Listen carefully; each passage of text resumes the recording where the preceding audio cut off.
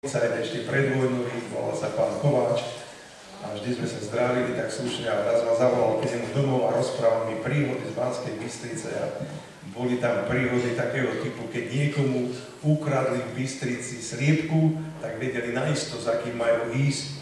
Keď išiel starý Martinec o pol štvrtej domov, tak už vedel pán Kováč, z ktorého bordelu išiel a spomínal na starého pána Vaneka Mesiara. Keď išiel po ulici, tak už z diaľky ho videl, tento mesiar sedel na stoličke pred svojím obchodom a len zakričal dozadu: "Mamo, nože nachystaj z tých obrezkov šunkových." A hovorí: "Pán môj, ale to bolo kilo šunky, takej zdravej." Takže sa mi strašne páčili tieto historky z Banskej Bystrice a som si myslel, že by bolo dobre ich aj nejak zachytiť do časopisu. A vtedy som oslovil, poznali ste ho, Palo Mária Kubiš, redaktor Smeru, tak som navrhol, aby spisoval tieto myšlienky. No lenže ten medzi tým zomrel, kto sa rozhodoval, tak potom som bol nútený si založiť tento časopis, no ale nepochodil som veľmi, lebo bol som na štátnej vedeckej knižnici, kde ma vypoklonkovali, že je to dobrá myšlienka, ale nemám redakčný plán, teraz neviem, čo to je. Potom som išiel na Matici Slovensku, tam ma tiež odporúčali, aby som išiel inokedy. A nakoniec som skončil na meste Banská Bystrica, kde mi tiež povedali, že to je dobrá myšlienka, ale nemajú peniaze. A taký som išiel, ja po tých chodbách som blúdil a zrazu som našiel dvere, na ktorých bola menovka Dušanko Jarina, ktorý bol vtedy vedúci odboru kultúry. Otvorím dvere a tak sme si patli s Dušanom do oka. Hneď povedal: "Samozrejme, dobrá myšlienka, ale peniaze na to dokážeme zohnať." A bolo to z komisie kultúry. A tak sme začali vydávať tento čas. Už keď boli peniaze, tak už sa dalo potom rozprávať o niečo konkrétne.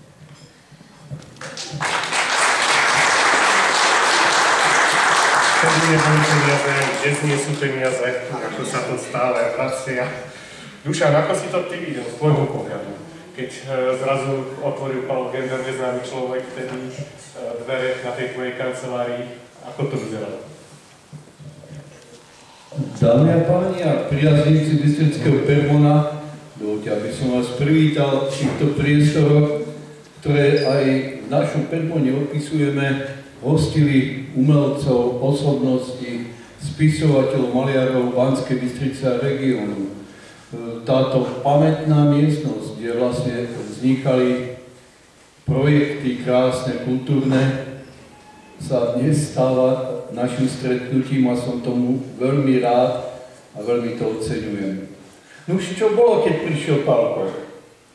Palko otvoril dvere, povedal mi svoju predstavu a vo mne to automaticky zarezonovalo, lebo už v tom čase som si robil výpisky, mal som nejaký dátum od vzniku mesta 1955 a vždycky k tomu dátumu, kde som našiel nejakú zmienku, tak som si napísal udalosť, čo sa vtedy stala.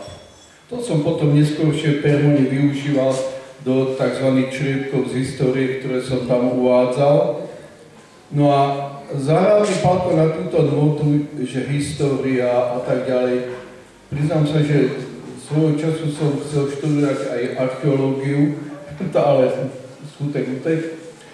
Takže som sa dostal tam, kde som sa dostal. Keď Palko prišiel s ponukou, videl som, že by to bola fantastická myšlienka, pretože nestretol som sa, že by niektoré iné mesto podobný časopis vydávalo a som si povedal: "Juj, to bude veľmi dobré." Pustili sme sa do toho a Boh chcel, aby sme to dotiahli 20 rokov spolu a verím, že ďalších 20 rokov to budú ťahať naši následovníci.